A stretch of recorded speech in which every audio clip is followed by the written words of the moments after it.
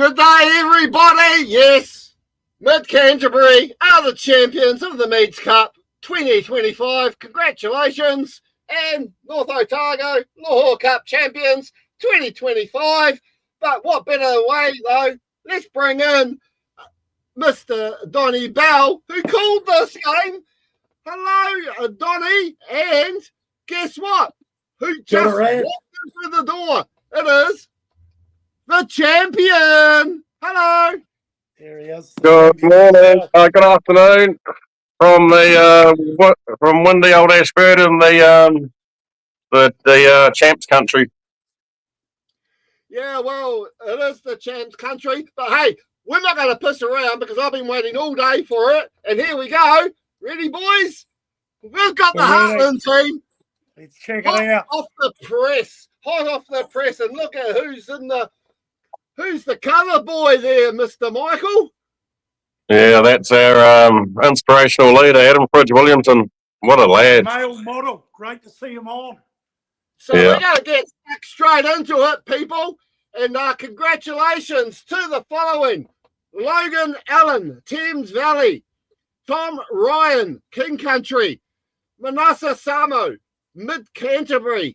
Tupo Liamanu, Wairarapa Bush. Martini Fiki from North Otago. Junior Whakatufa. Yeah, thank you. You called him North Otago. Quinn Collard from Thames Valley. Sam Walton Sexton from Wairarapa Bush.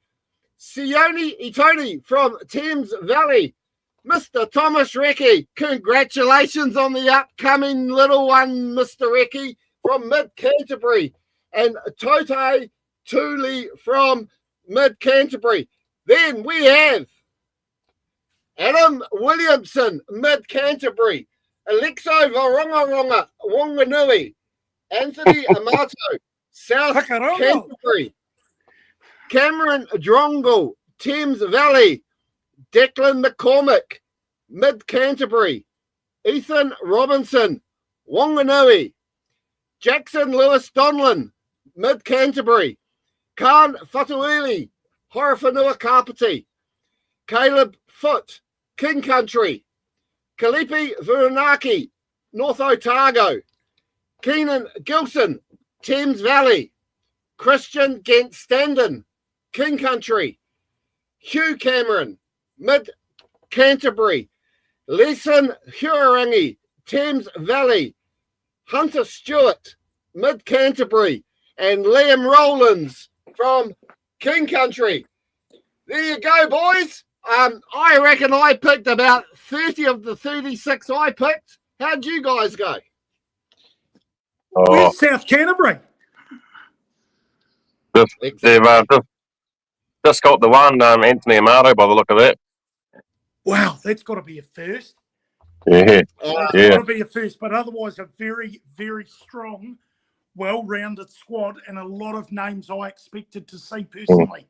So well done to those that have made it a fantastic achievement.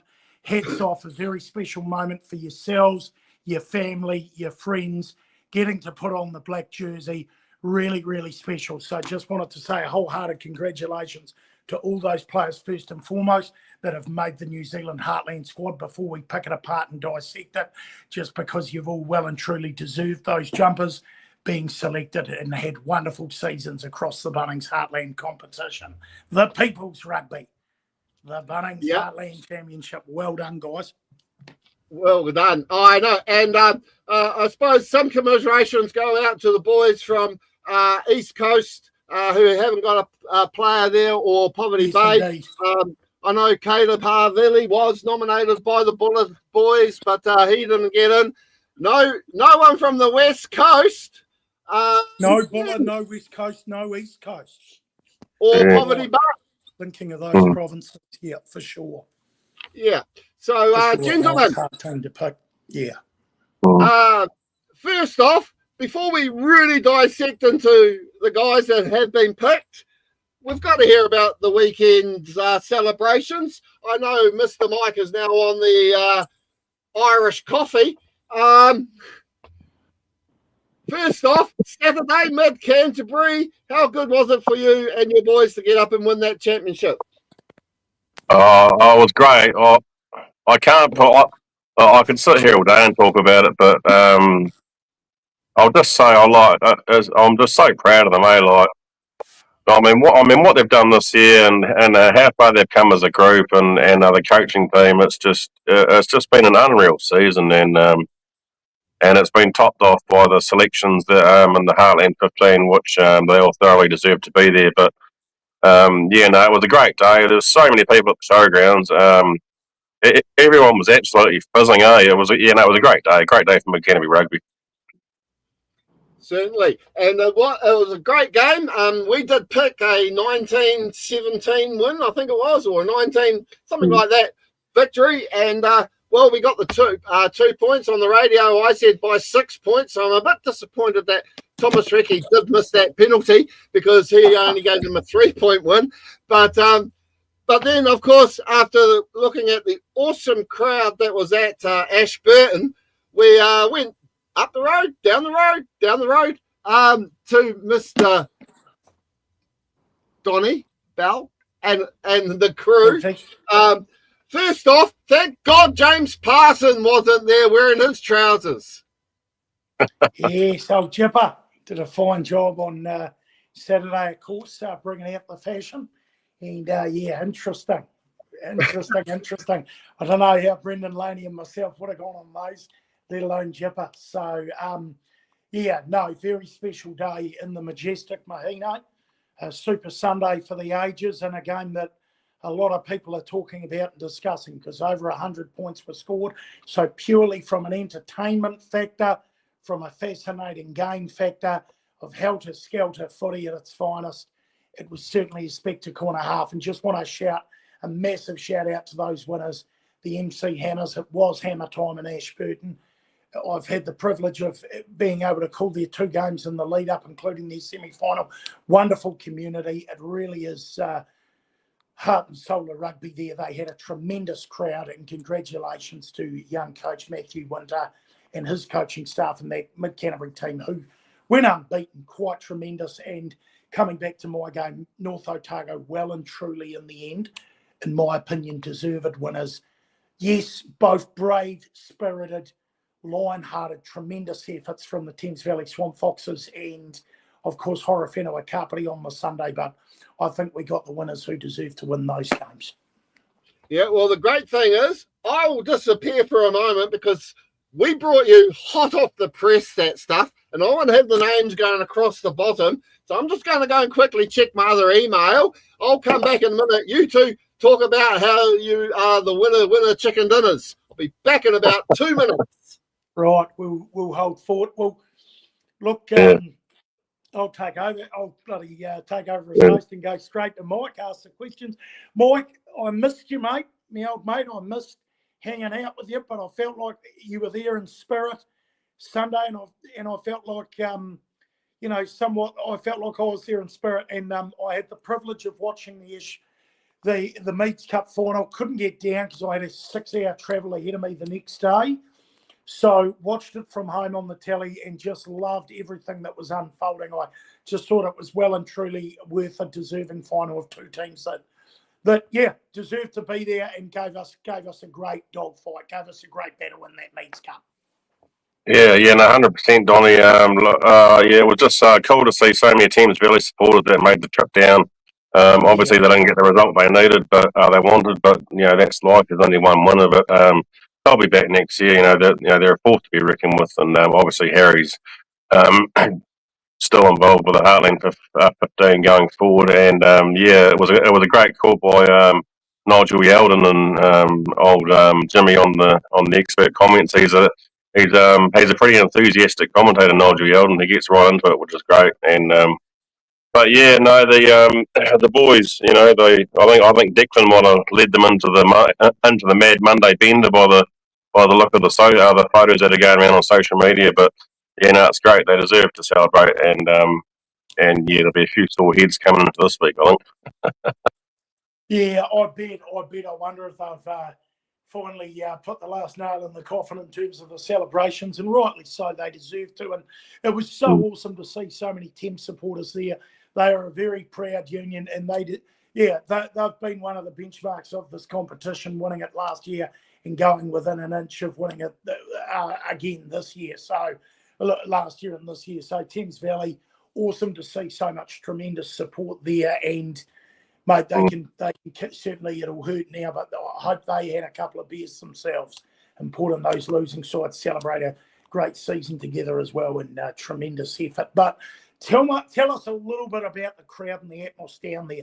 I hear it was thermonuclear, going off like a fish milkshake. Talk us through it. Were they several deep down on that grass bank? Was the the stand was chocker. The sponsors area was chocker. There was probably 5 or 6 or 7 deep on the bank, and obviously at both ends of the field, some of our clubs and local businesses had areas set up. Tally's brought a couple of trucks down, and all the Southern boys are down there with another firm. And it was great to see. I reckon there would have been probably 3,000 or if not more there. And it was good to see a few of them stick around and congratulate the boys after the game, and have a beer and what have you. But it was a great day for Mid-Canterbury Rugby. I'm just so proud. I can't really say much more than that, really. I'm so happy for you, Mike. I'm so happy for them, but obviously yourself, staunch a supporter as they come, that you just absolutely thrive on it. You love it. They're lucky to have you as a supporter, I'm sure. But awesome work for Deckers and Fridge and the Mid-Canterbury team. We've talked about how courageous Thames Valley were and how brilliant their support were, but that's so great to hear that so many people stuck around. I know it must have been nice. I'm not sure if you went to the aftermatch, but it looked like you stuck around and got to see the Meads Cup, and so many friends and family would have done that. Very exciting for Tom Reiki with a baby on the way, but must have been so cool for Mid-Canterbury to see their community get behind them. Oh yeah, no, it was great. Yeah, no, it's the community's really invested in it this year. Well, I mean, they're invested in it every year, but this year there seems to be a different aura around town and the community. Like, I mean, all the businesses got their decorations up, and everyone was wearing MC tops, and all the partners were there, and the kids and what have you, and it was a great spectacle for Heartland Rugby, and as your mate Nigel Yeldon put up, we were fizzed up on the berth. It's a good one, because I know it was absolutely rocking the week before. It was hammer time, hammer time again, and great to hear that, and pretty awesome for the coaches, Matt Winter and TK, who got them within, a pretty thin thread the year before. And I know how badly, having conversations with Matthew, how much work and video analysis and time they spend, probably not for huge dollars, and it's great to see their hard work pay off. They say you've got to lose one to win one, and we'll touch on the Lahore a bit more, I'm sure, with Rabs, but it's great actually talking to you about Ashburton, but great for those coaches. Oh yeah, like Matty, I think he's not that old, and his coaching CV was already really strong before he got into the Heartland team. And TK led Southbridge to a Division 1 Coleman Shield final this year, and he got Mount Summers up Senior Bs the year before. And Jimmy's just a Mid-Canterbury man, and he knows how to apply his trade. But yeah, I'm so happy for all of them, and it was good to see Matt's wife Kelly there, and his wee girl Margot, and TK's family and Jimmy's family. But it's just unreal. I mean, you can't buy it. It's just. Yeah, no, it's awesome to touch on what happened in Ashburton, and just add, because I'm sure we'll come back to Heartland and the games and dissect. But feel free to ask any questions, of course, Rads and Mike. But just wanted to touch briefly on the fact that it was a majestic day the following day, and a wonderful crowd, and locals who had travelled in from Oamaru and other parts of North Otago, away Horowhenua Kapiti supporters. There were some there as well, which was tremendous, and sponsors and tents and North Otago Supporters Club, and just a very special day down there. But I'll give it back to Rads to take it back. Well, quick work with the old optical character reader. from the images and whack, turn it into a text, and there we go, across the bottom. If there are any spelling mistakes, apologies. Computers aren't that clever. But, yeah, so, I mean, let's just dissect the Heartland Championship first. It has to go down as one of the better ones in the 20-plus years it's been running. And I just say, to all the teams, even West Coast, I've got to we know what's going on down there. It's a shit show, and I'll say it because it is. But, I mean, hopefully we'll hear what happens from their independent investigation down there into what happened. And hopefully the answers will be answered and we won't be getting scapegoats. But I'm sure that has affected the selection for this Heartland squad, seeing no West Coast guys there. But if we have a look at these at this team that we've now got going to Samoa to play a President's 15 on November the 4th, and on November the 8th, Saturday, they'll be playing a Samoan 15. So I'll just run with what I've got on my screen here. So we've got Logan Allen from Thames Valley. Let's see if I can just run through who's from the teams first, and that would be easier. So from Thames Valley, we had Logan Allen, Quinn Collard, Sione Atoni. That's 3. I'm trying to count them up as we go. Leeson Huarangi, 4. Keenan Gilson, 5. So we've got 5 from Thames Valley. If we look at Mid Canterbury, the winners, the champions, of course, we've got Adam Williamson, Declan McCormick, Hugh Cameron, Hunter Stewart, Jackson Donlan. Okay, hang on, I have to click over the next page. Oop, wrong one. Click over the next page here. Manesi Samo, Tom Recchi, and Tutai Tuli. 8 players. Canterbury boy. Yeah. Now, from my text messages, I said 8 players from Mid Canterbury. So I'm going to take that as a winner chicken dinner. From Wairarapa Bush, I said they would have 6 players, but they only picked up the 2. Sam Walton Sexton, who'd been leading the way in the Ian Kirkpatrick medal, and their captain, Tupou Leomanu. Very good player. Great loose head prop. One that's got me, though, a bit surprised is the selections of Ethan Robinson from Wanganui. And, I thought Varongaronga, I did have him on my list, but I thought he was injured. But he's in there. And I suppose one guy from your neck of the woods, Mike, Rasbu, you can say his name. You know who I'm talking about.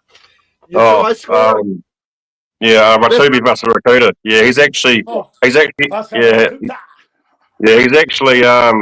he was actually there on Saturday. Obviously, he's not playing, but he's actually broken 2 bones in his foot, and he's in a cast. So I'd be thinking he'd be unavailable due to the nature of that injury.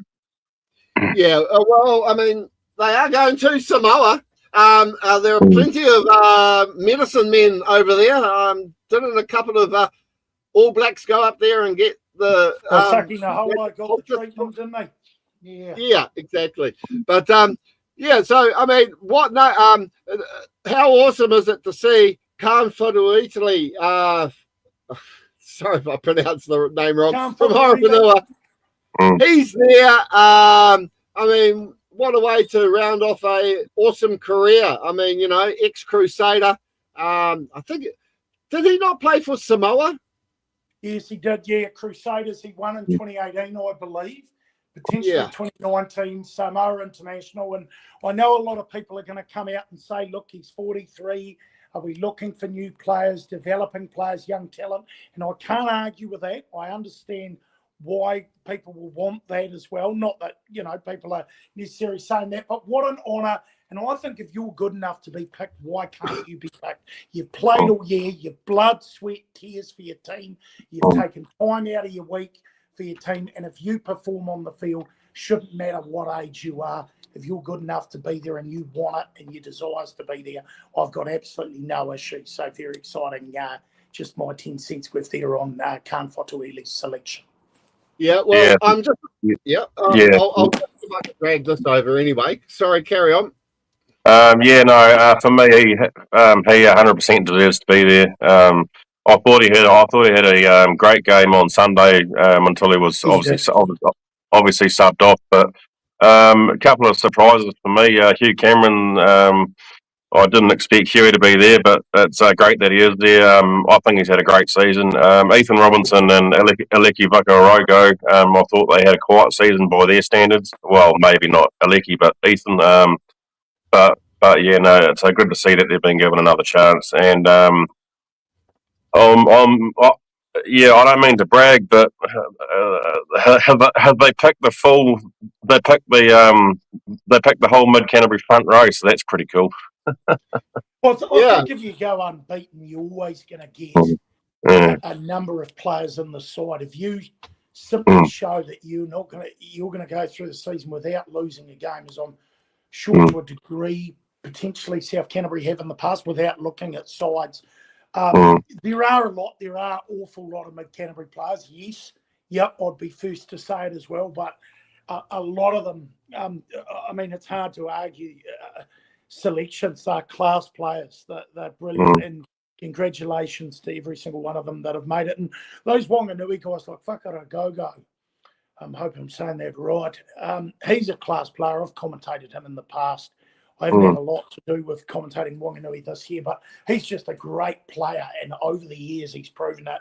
And just because he's injured and hasn't seen a lot of rugby certainly doesn't mean, as you were talking about before, Mike, you're on the money. Like, these guys have got track records and they've shown ability, experience, knowledge of the game, and I'm sure they pick off that to a degree as well. So, yeah. Sorry, I'll just touch on one other thing. It's also good to see Anthony Amato there. I thought he had a great season. I think he was one of the standouts. I think he was one of the standouts for South Canterbury this year. His work rate and his ball carrying was second to none. My only concern with him is I've seen a photo of him after the semi-final.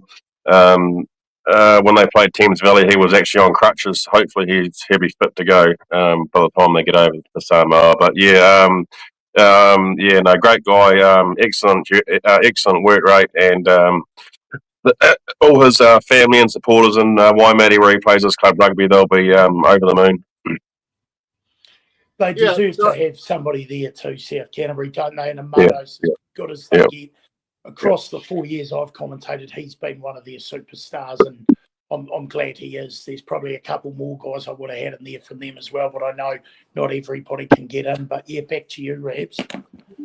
Yeah, no, I was just going to say, just looking at the data from Rugby Database, who we do work with, I'm noticing here they haven't actually updated.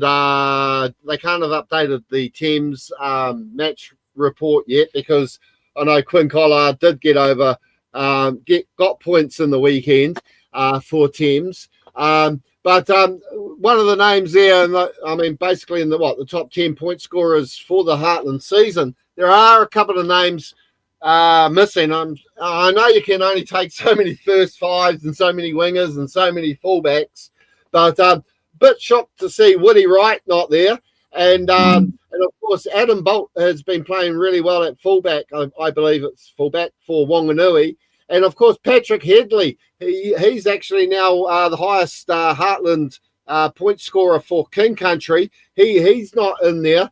Jack Aschenbach, he must have been in the picture there somewhere. He's been playing well. As I said, it's unfortunate that Taylor Adams from Poverty Bay, he had a good season. He kept Poverty Bay in the hunt all season.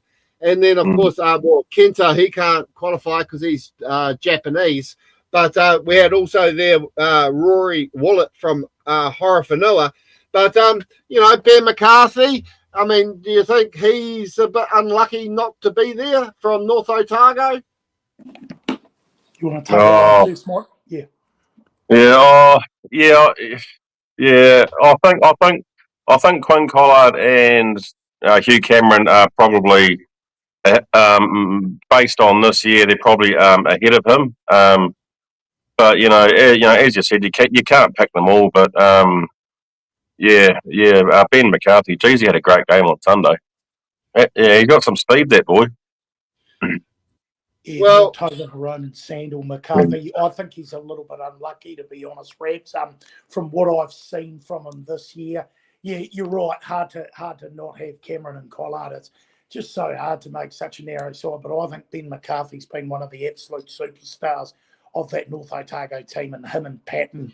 When I had the pleasure of commentating that game on Sunday, they were two of the standouts, and I'm sure we'll talk about that more. But they were two of the standouts. Those two outside backs. For them, because they're such dynamic kickers. Obviously, McCarthy a goal kicker, and Patton's got a big boot on him as well. So, yeah, no, interesting points you bring up there, boys. Well, we do have a very important question here, and I'm sorry I'm going to be probably cutting you off here in the picture frame, Mike.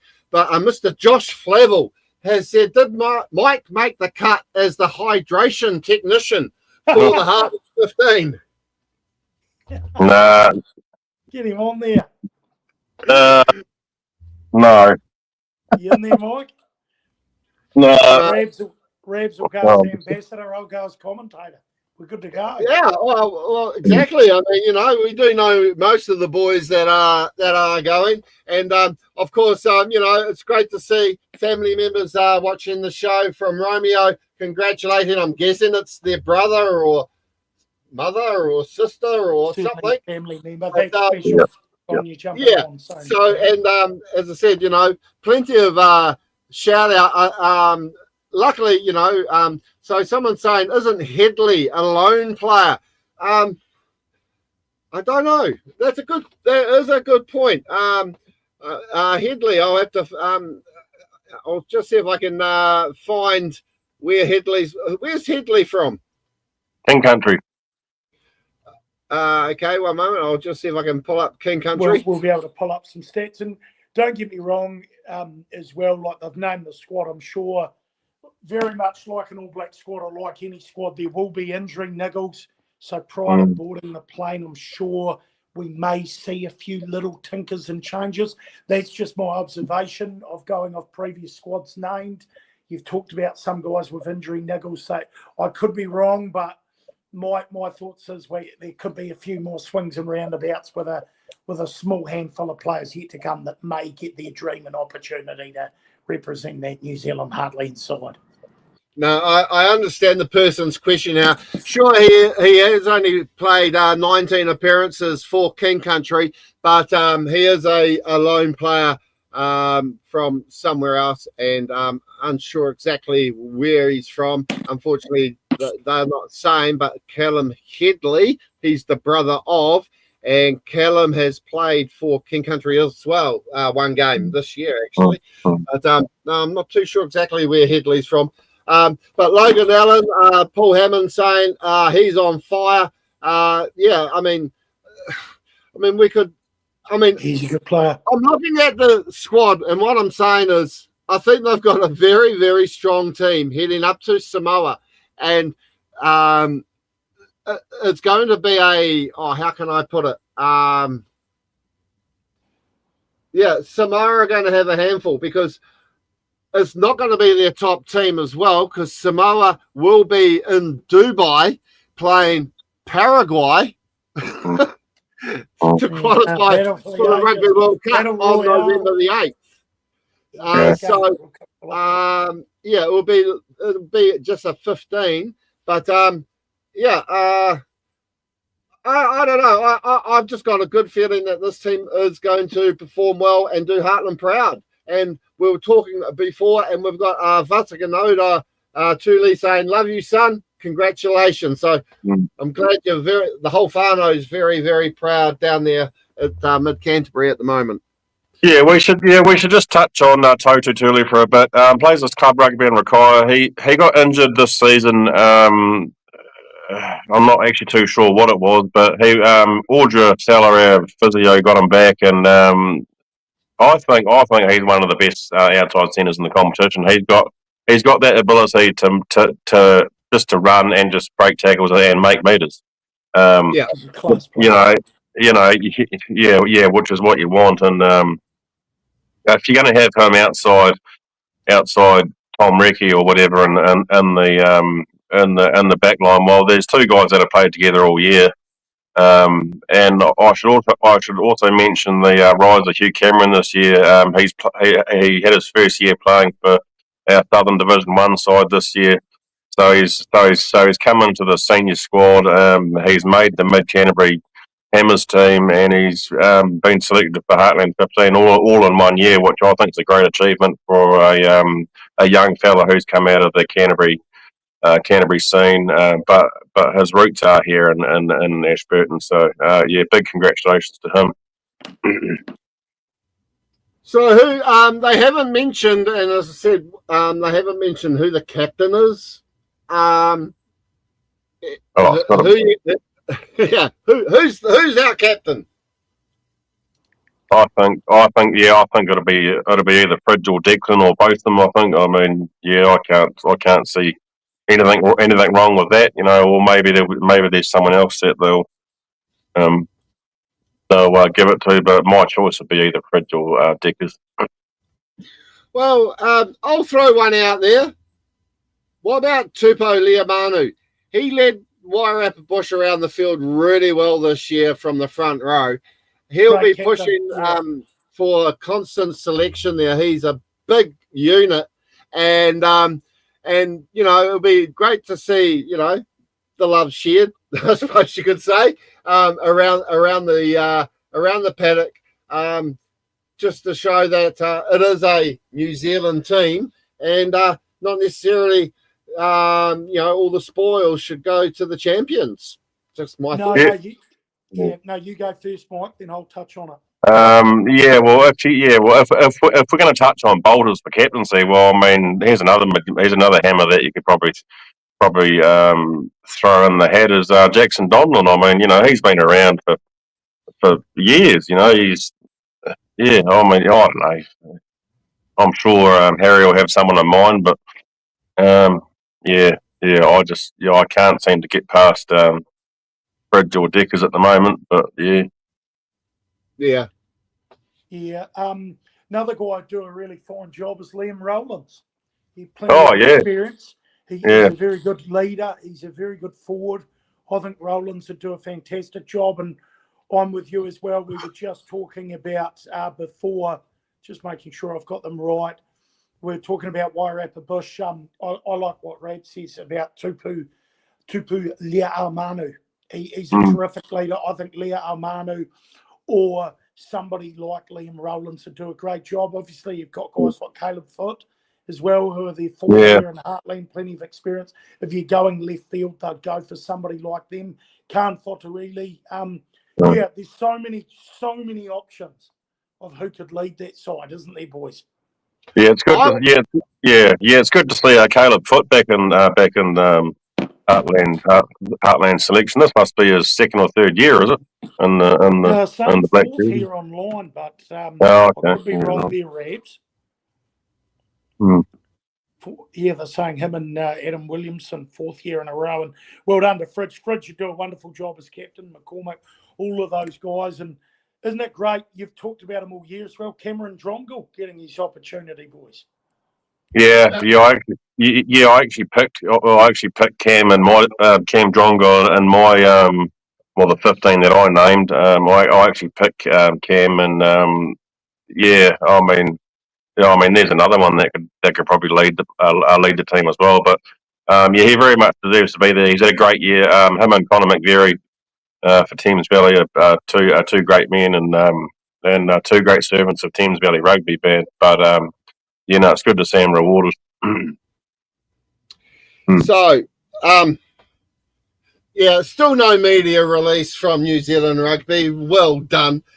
Big ups to them and their love for Heartland Rugby. I'm just going to have a quick look at who I sent you guys a few days ago.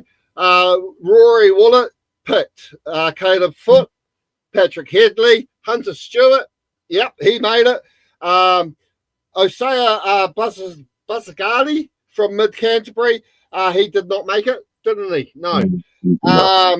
Jackson Donlan, Adam Williamson, McGregor Best, I thought might have been there in the locks. Declan McCormick, he's there, yep. Hayden Tizzle, the hooker for North Otago, he didn't make the cut. I got Juna Whakawhawhita. Who else did I say? Oh, I thought Keenal Tamati from Poverty Bay, but he didn't unfortunately make it. Injured. Yeah. I've just seen the media release. Now, a name that hasn't popped up, and I know that you saw him, and that was what's the name? Batman. He hasn't made the squad. He's a lone player. Okay. So was McGregor Best. He's out of New Brighton and Christchurch. Lone player. There's a release now, New Zealand Rugby, with the players unavailable due to injury as well, guys. Yeah, I'm bringing that up right now. Brilliant, and I've got it here. Yep. Fantastic. Great to see NZR get that out. Yeah, so unavailable was Keenal Tamatea from Poverty Bay. Ratabu, of course, Mid-Canterbury.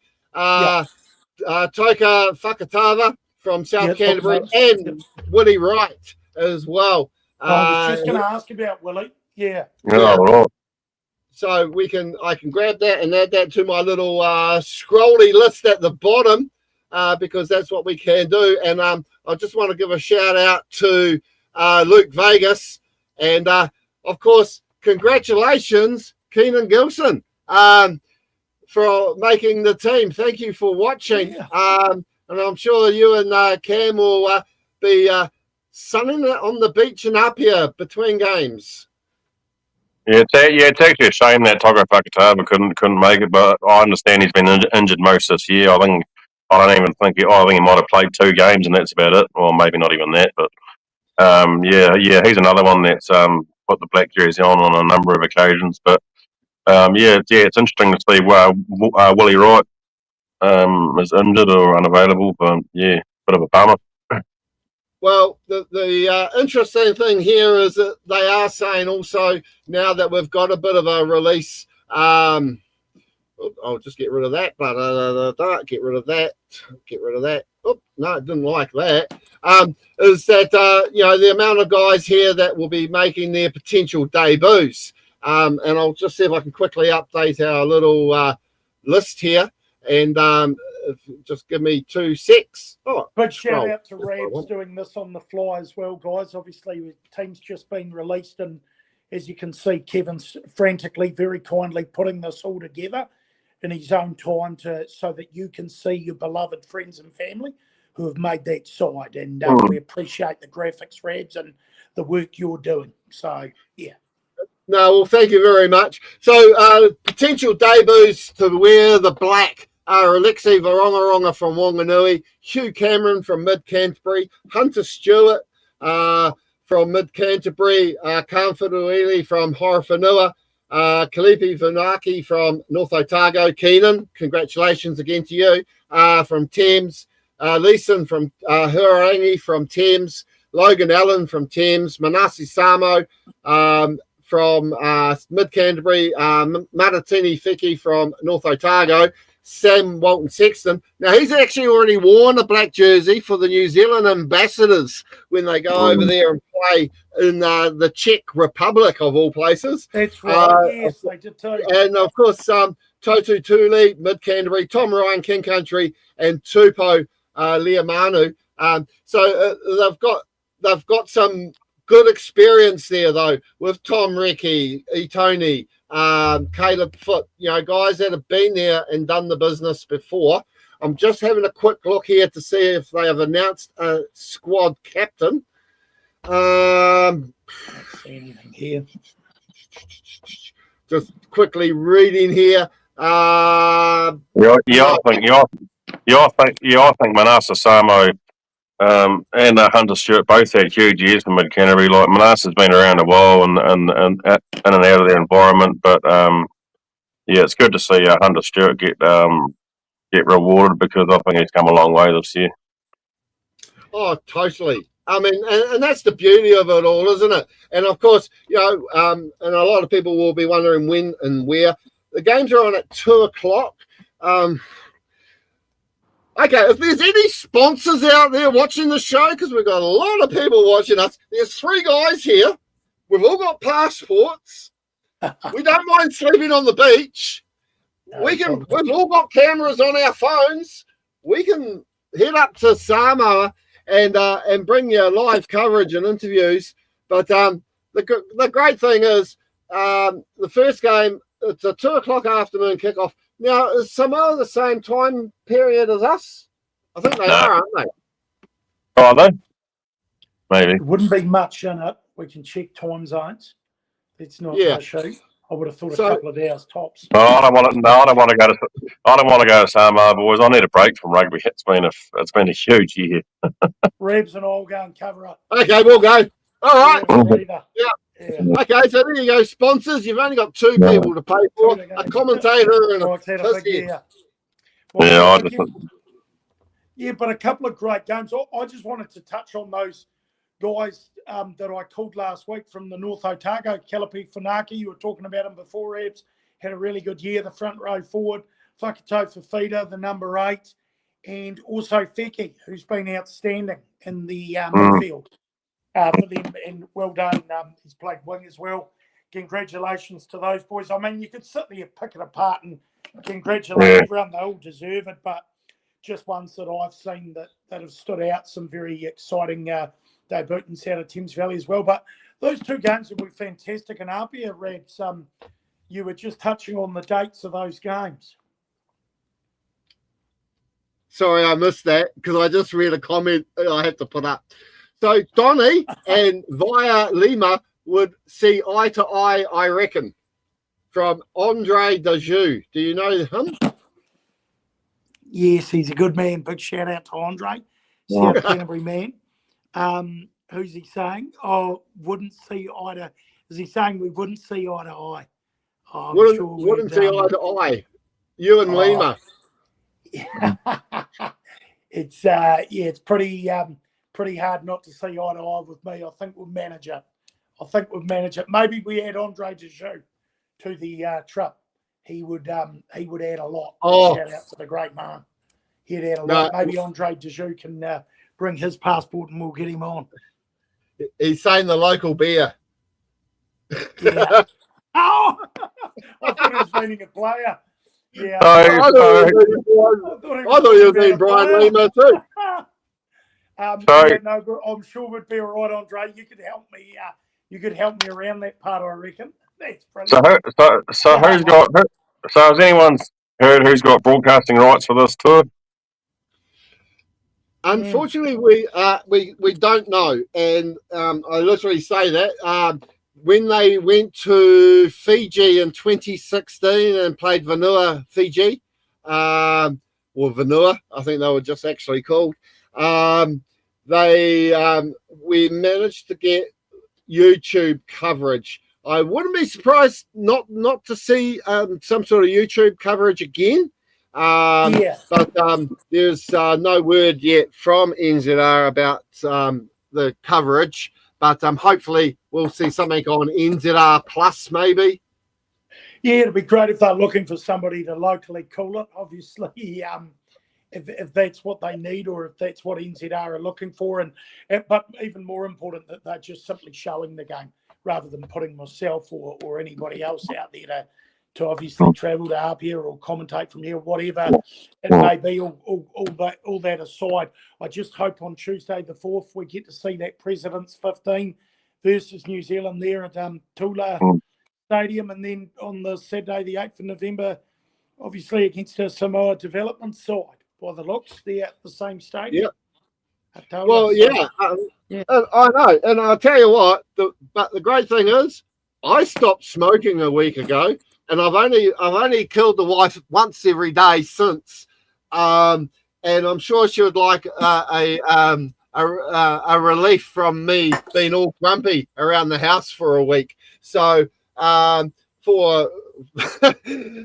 yeah, I tell you, it's hard giving up this smoking lark after 50 years.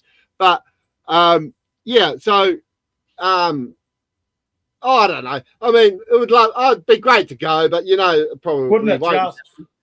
Well, yeah, it'd be a great trip. But I'll tell you what, boys. I was just about fucking wanting a cigarette at the 60-minute mark of our game on Saturday. Fuck, I was pulling my hair out. Well, the great thing was, and the interesting thing was, and I know this is a special for the Heartlands thing, but I will quickly just mention about the weather in the weekend. Both games were affected by the wind, but what got me was the wind didn't really help anybody, because in your game there with the North Otago and the Horowhenua boy missing the kick right in front and a penalty, and then and both teams seem to have played a lot better in the second halves playing into the wind. Ironically it did. Yeah, they did. Yeah, because when Mid-Canterbury won the toss and said we'll play into the wind, I went, oh, okay, well, they'll be able to knock them from right, left and centre in the second half, only to see Tom Reckie miss that easy kick. And I just went, okay, something weird's going on there. But we couldn't really tell on Sunday. Did it start out being really windy and then die away as the game progressed, Donnie? It really did. It really did. As it went on, down at the Mahino Domain, you did notice it drop out later in the later stages of the game, or even before that, even second half, you really did notice the wind die right out. It was rip-roaring through in that first half. And even prior to the game, myself and Brendan being down there, feeling the wind, it felt like our commentary broadcast tent was about to blow away. And it would have been incredibly hard for the players. It was really against all odds the way that grand final went for the Lahore Cup. It was all over the show, but it was good to see the wind die out. I'll tell you what, though, how's the wind today? Fuck, it's absolutely howling here. It's rip-roaring.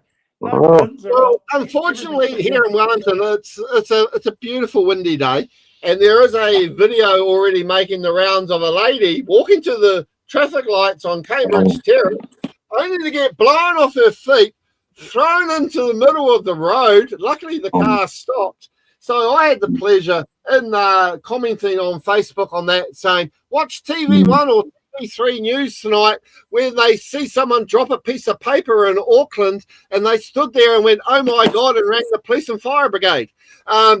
So don't be surprised to see that apparently it blew a little bit in Auckland on the national news tonight.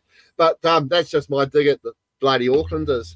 But the biggest question I have, though, was how was the Mahino pub after the game? Look, busy. We sort of did go. We ended up, after the game, they actually opened up to a degree, it was the other Mahino pub. They opened up the club rooms, the big Mahino, and it's a big bar there at the ground, even closer. The Mahino pub looked like it was going off like a festering boil round the corner, but the Mahino club rooms was fantastic. They had so many people there, which is great. And we went in and caught up with some locals we had met from our previous trip down to Western to contact North Otago, Mid-Canterbury the year before. It was brilliant. It was really cool. Some NZR came in. There were North Otago fans there, some Horowhenua Kapiti supporters and family, and everyone was kind of either in the pub, sitting there chatting, laughing away, or standing outside, just all having a good chat after the game. So that was really fun and really enjoyed that. And the Mahino pub looked busy, and then all the players headed off to Olomaru to their main Mike this anyway. They went down to the main after-match function there at the North Otago. Yeah. Okay, and also, if we're all still with us, he's still there somewhere. The wind's got him, I think. Did the wind get you, Donnie?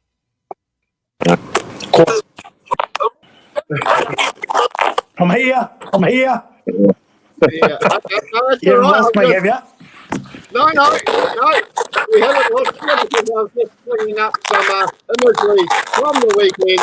And this young man finally got his head on the hands on the Meads. Question, Mike. I'll just mute him. There we go. Oh, did I mute him or not? No, I haven't. There we go. Mute. All right, no, we can't mute him. It must be the wind. But is the trophy still in one piece, Mike? Yeah, I do believe it is. Yep. But yeah, I'm not too sure who's got it now, but it was at a couple of the pubs last night. The boys are doing Mad Monday, and yeah, there's Batman. There's Batman. What a lad he is. Well, yeah, and I hope you said g'day to him from us as well, because it's awesome getting the Heartland players commenting on our show, which is awesome because we're all at the end of the day just showing the love. But I suppose what we can do is only because poor old Donny's having issues with his camera at the moment. We can talk about this to close the show off. So we will be finishing the season at Christchurch with Canterbury taking on Otago. The might of blue and gold, the big O taking on the scum of Canterbury. Which way we're heading? Otago by 12. Okay, can you hear us, Mr. Bell? No, He's got difficulties. No, that's okay. He may come back. So, yeah, kickoff is at 4:05 at Apollo Project Stadium. Huge match. I'm going to go Otago. I do officially have blue and gold running through my veins. But I think it'll be a great game. A lot of guys playing their last games for Canterbury, and they'll be wanting to go out winners. But, hey, it's about time again to share the love. Otago haven't won it for, 20-odd years. So why not, eh? Yeah, 100%. Yeah, no, it's been a while since Otago have had their hands on it, and yeah, they deserve to be there, and it's going to be a cracker game. Hopefully, Apollo Project Stadium can be packed out, and we can look forward to a great game of rugby. And I see it's on. It's also been broadcast on Sky Open Channel 15 as well. So yeah.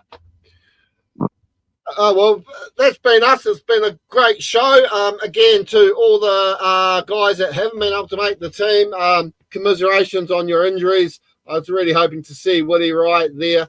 Of course, to all the guys that have made the Heartland squad, huge congratulations. I'm sure you're going to do the Heartland provinces proud in a couple of weeks up there in Samoa. And, of course, as I said, that kicks off November, Tuesday the 4th. Actually, that's Melbourne Cup Day, isn't it? No, first Tuesday in November is first Tuesday in November is Melbourne Cup, and the second is the Canterbury Trotting Cup at Addington. So yeah, you're right. Yeah. I mean, I should know that. I have got history with Melbourne Cup in our family, so that's and winning it and being in it, so that's pretty cool. But otherwise, I think that's pretty much our show for the day. Again, to everyone that has been watching and commenting, thank you very much. You want to join us for the rest of the year, following all the overseas stuff, Mike? Yeah, why not? It's going to get a bit boring now. Well, now that Heartland's over, but obviously won't be long until club season rolls around again. It's we only get a few months off this time of the year, but yeah, I just want to reiterate huge congratulations to all the players selected for the Heartland, and congratulations to Harry, Eleni, and Aaron Dunster and Thomas Zimmerman on their coaching appointments. It's going to be great. Yeah, no, and he's just leaving. He's back. Okay, we were just going to go, but then we have to ask you, and then he's disappeared again. No, I'm here. We ended by going, both of us have picked our winner. Who's going to win the NPC on Saturday? Shit, you both picked Canterbury. I can't believe it. No. Canterbury, they've been hurting since the Ranfurly Shield. They hated losing the Shield. They absolutely hated it. They've been at Lancaster Park talking about the history of the city. I'd love to see Otago do it for the neutral. They're a beautiful rugby side. They play a beautiful brand. They're a class outfit. I don't think anyone would love to see it more after 27 years, other than my co-compatriot and mate Brendan Laney. I'd love to see it more than anyone. I'm picking Canterbury in a real narrow one here. It's going to be defence versus attack, isn't it? Otago's attack versus Canterbury's staunch defence. Big call will be whether George Bell and Sam Gary are released. If they are released to play Canterbury a real show, if George Bell and Sam Gary do not play, I'll put it in Otago's favour. How's that? Yeah, well, I thought they were all going to be in Auckland on Friday, getting together before they fly out to the Northern Hemisphere. No, we've both gone Otago, and I know Canterbury won't win because they do show up at Lancaster Park. There's only some old gates there now. There isn't actually a park there. Oh, there is actually grounds at Lancaster Park. But just channeled a bit of history. I think there's some there's a few things you can read there, but I think they all sat down and just chatted about how important the region should be to them and how much history is behind Christchurch and how many finals they're in playing there. But look, I've got more respect for Otago than anybody. I would love to see Otago win. I don't think Canterbury will be the walkover everyone thinks they will be. They've been a class side. They've got a monster forward pack and strong defence, and we know defence wins finals. I'm picking Canterbury to win it narrowly, but if anybody could tip them, it's Otago, who showed them up to win the Shield. Yeah. Oh, on that note, I've got to shoot away, so you guys can sit here and talk for another wee while. But I'll catch you next Tuesday, and we'll have another pin wag. But yeah, I'll get in the filthy look, so I better go. I'll see you. Okay, cheers, I'll see you later, boys. Righto. Right. So yes, a quick shout out to Tony Hargood, who's been invited to have another kick at half time during the NPC final as he's walking up the country raising awareness for the New Zealand Rugby Foundation, which is interesting because he has to actually do a U-turn because he's somewhere between Raikaya and the West Coast at the moment. But he's now has to do a U-turn and go back to Canterbury. He must have got the donut treatment by Tony Smale, who's the CEO there today. But otherwise, we'll still be doing the show as we move into the rep season of international stuff. So you're more than welcome to rejoin us, Donnie, as we talk about everything else rugby around the world. Yeah. Thanks for having me on. It's always a pleasure, and we love what you do, and so awesome to break down that Heartland 15, and can't wait. That's going to be a game for the ages. Make sure you get down and watch your beloved Otago and Canterbury this weekend if you're in the area, and look forward to what the season lays ahead with the Northern Tour. Yeah, no, definitely. And again, thank you for joining us. It's great to have someone with your expertise on the show. And to everyone that's been watching us throughout the Heartland season, thank you very much for watching us. We will be back with all the international stuff as we change up our show. And then look forward to the mighty Wairarapa Bush taking out the Meads Cup for the next 2 seasons. There we go. Called it here first. I'll tell you what. Love you, Crabs. Cheers.